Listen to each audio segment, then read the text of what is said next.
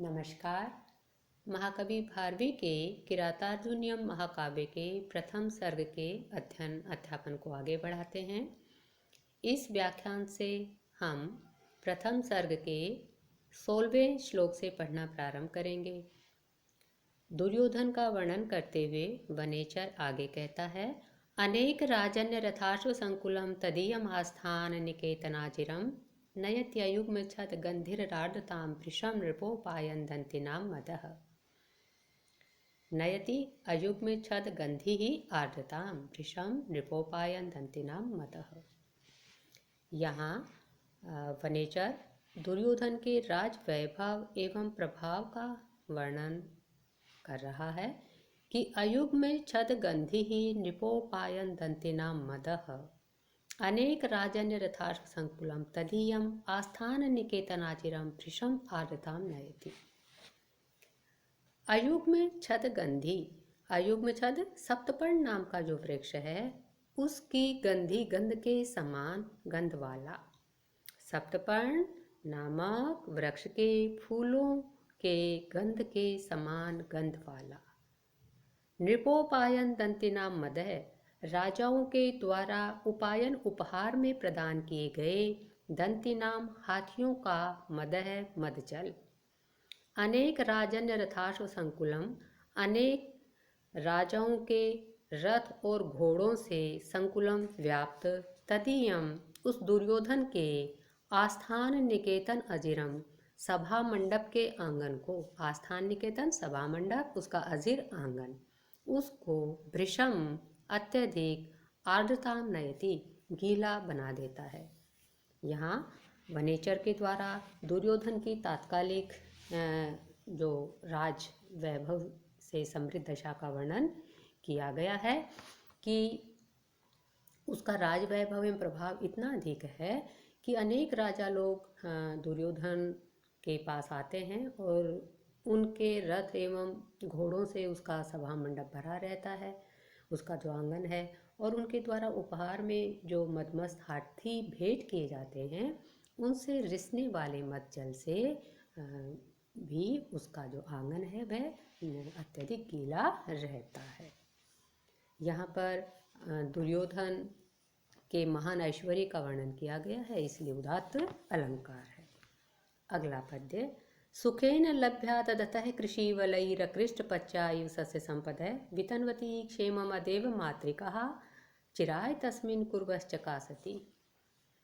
यहाँ दुर्योधन द्वारा किए जाने वाले जन कल्याणकारी कार्यों से प्रजा के सुखी होने एवं दुर्योधन में अनुरक्त होने का वर्णन किया जा रहा है कि चिराय तस्मिन् क्षेमम वितन्वती, लंबे समय तक उसके द्वारा क्षेमम वितन्वती कल्याणकारी कार्य किए जाने पर अदेव मातृका कुर्व, अदेव मातृक कुरु जनपद, अदेव मातृक कहते हैं वे जनपद जो केवल देव माता पर निर्भर नहीं रहते, अर्थात देवलोक से आने वाली जो वर्षा है उस वर्षा के जल पर निर्भर न रहकर नहर आदि के द्वारा सिंचाई कर के कृषि करते हैं। ऐसे देव मात्र पर निर्भर नहीं रहने वाले कुरु जनपद अकृष्ट पच्चा एव बिना हल जोते ही पककर तैयार हुई के समान, अकृष्ट बिना हल जोते ही पच्चा पककर तैयार होने वाली कृषि के समान, कृषि वलई सुखेन लभ्या सस्य संपदा ददतः, किसका विशेषण है? सस्य संपदा का। कृषि वलय किसानों के द्वारा सुख से प्राप्त की जाने वाली सस्य संपदा जो धान्य संपत्ति है उन धान्य संपत्तियों को तदतः धारण करते हुए चकासती सुशोभित हो रहे हैं।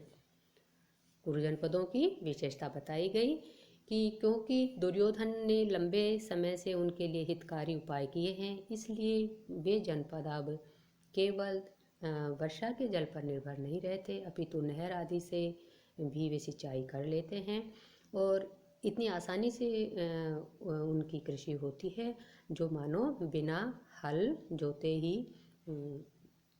पककर तैयार हो गई हो। इस तरह से किसानों के द्वारा सुखपूर्वक जो धन संपत्ति प्राप्त होती है, उसको धारण करने वाले वे गुरुजन पद सुशोभित होते हैं। अगला पद्य। उदार कीर्तेरुदयं दयावतः प्रशांत पादं दिशतोभिरक्षया स्वयं प्रदुग्धे से गुणैरुपस्नुता वसूपमानस्य वसूनि मेदिनी। उदार कीर्तेः उदयं दयावतः प्रशांत पादं दिशतः अभिरक्षया स्वयं प्रदुग्धे अस्य गुणैः उपस्नुता वसूपमानस्य वसूनि मेदिनी। यहाँ दुर्योधन की कार्य प्रणाली से प्रसन्न होकर जो पृथ्वी है वह उसको अत्यधिक धन प्रदान करती है, इसका वर्णन किया जा रहा है कि उदार कीर्ते है दयावत है प्रशांत बाधम अभिरक्षया उदयम दिशत है वसूपमानस्य अस्य गुणै उपस्नुता मेदिनी वसूनि स्वयं प्रदुग्धे। उदार कीर्ति वाले, षष्ठी का एक वचन, निर्मल यश वाले, दयावत दयावान। तीसरा विशेषण प्रशांत बाधम अभिरक्षया उदयम दिशत है, उपद्रवों से या बाधाओं से रहित होकर तथा सुरक्षा के कारण उदयम दिशत है, उदय को प्राप्त करने वाले, सब ओर से सुरक्षित होकर उपद्रव से रहित उन्नति को प्राप्त करने वाले, वसूपमानस्य और कुबेर के समान। चार विशेषण आए दुर्योधन के। ऐसे दुर्योधन के गुणै उपस्नुता, गुणों से द्रवित हुई, मेदिनी पृथ्वी, वसूनि स्वयं प्रदुग्धे, धनों को स्वयं ही प्रदान करती है। यहाँ पर बताया कि जो मेदिनी है वह द्रवित हो जाती है उसके गुणों से, इसलिए वो स्वयं ही उसके लिए धन प्रदान करती है। कैसे गुण है, कैसा कैसा है दुर्योधन, तो षष्ठी के एक वचन में उसके ये विशेषण आए कि जो उदार कीर्ति वाला है, दयावान है और सुरक्षित रूप में और बाधाओं से रहित होकर उन्नति को प्राप्त कर रहा है और कुबेर के समान है।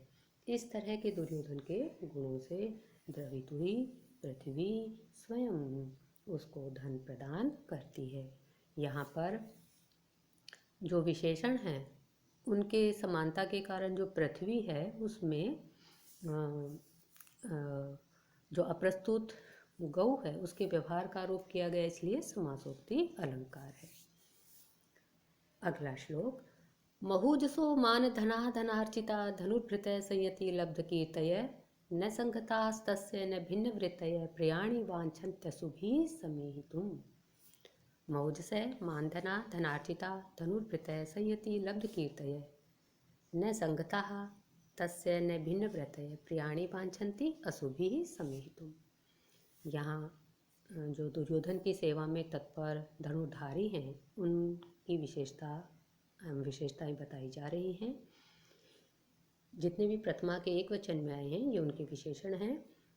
कैसे कैसे हैं वे धनुर्धर। महुज से महान ओजस्वी, मानधना स्वाभिमान रूपी धन वाले, धनार्जिता तथा धन देकर सम्मानित किए जाने वाले, संयति लब्ध कीर्तय युद्ध में यश प्राप्त करने वाले, न संगता तथा स्वार्थ के कारण गुटबंदी नहीं करने वाले, न भिन्न वृत्तय और आपसी विरोध के कारण भिन्न व्यवहार नहीं करने वाले, धनुर्भृत है धनुर्धारी योद्धा, तस्य उस दुर्योधन का, अशुभी प्रियाणि समीहितुम वांछन्ति उस दुर्योधन का प्राणपण से भला करना चाहते हैं, उस दुर्योधन के लिए अपने प्राणों के बलिदान से भी प्रिय करना चाहते हैं। इस प्रकार से यहाँ जो धनुर्धारी है उनकी विशेषताओं को बताकर बताया गया कि क्योंकि ये इस तरह की विशेषताओं वाले हैं इसलिए आप प्राणों से भी उसका भला करना चाहते हैं। और यहाँ पर जो धनुर्धारी हैं उनकी विशेषताओं को बताया गया और पीछे दुर्योधन के गुणों को बताया गया। तो ये धनुर्धारी भी इसी कारण उसका भला करना चाहते हैं। यहाँ षष्ठी 2 अलंकारों की है, एक तो काव्यलिंग और दूसरा परिकर। ये जो कारण बताए गए इसलिए योद्धा वैसा करने को तैयार हैं। तो यहाँ पर काव्यलिंग अलंकार है और उनके जो विशेषण हैं ये साभिप्राय हैं, इसलिए परिकर अलंकार है और दोनों का मेल साफ साफ दिखाई देता है, इसलिए यहाँ पर संश्लिष्टि अलंकार है। अगला पद्य। महीभृतां सच्चरितैश्चरी क्रिया स वेद निःशेषमशेषित क्रियः महोदयैस्तस्य हितानुबन्धीभिः प्रतीयते धातुरेवेहितं फलैः। महीभृतां सच्चरितैः चरैः क्रियाः स वेद निःशेषम् अशेषित क्रियः महोदयैः तस्य हितानुबन्धीभिः प्रतीयते धातुः इव ईहितं फलैः।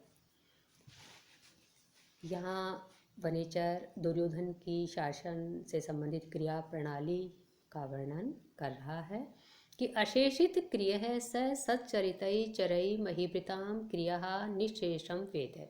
अशेषित क्रिय अपने संपूर्ण कार्यों को संपन्न करने वाला स वह दुर्योधन सच्चरितई अच्छे चरित्र वाले चरई गुप्तचरों के द्वारा महीभृतां क्रिया राजाओं के कार्यों को निःशेषम वेद पूरी तरह से जान लेता है।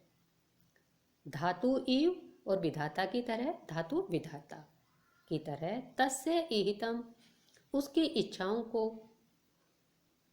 महोदय हितानुबंधी भी फल ही प्रतीयते महान उन्नति देने वाले हितकारी परिणाम वाले जो हितकारी परिणाम है उनके द्वारा प्रतीयते जाना जाता है। अर्थात दुर्योधन केवल अपने जो राज्य से संबंधित कार्य करके ही संतुष्ट नहीं हो जाता, अपितु है दूसरे राजाओं के द्वारा जो कार्य किए जाते हैं उनकी गतिविधियों को भी गुप्तचरों के द्वारा जानता है। और जैसे विधाता की इच्छा को हम कार्यों के परिणाम से जानते हैं, उसी तरह से उसकी इच्छा का पता केवल उन कार्यों से चलता है जब वे उनके हितकारी फल प्राप्त होने प्रारंभ हो जाते हैं। यहाँ पर भी जो दुर्योधन है उसकी समानता विधाता से की गई है, उसकी महानता का कथन इस रूप में किया गया। तो समानता बताए जाने से यहाँ पर उपमा अलंकार है। और इसी के साथ आज का व्याख्यान समाप्त होता है। सबकी कुशल मंगल कामना के साथ स्वस्ति। जयतु संस्कृतम जयतु भारतम।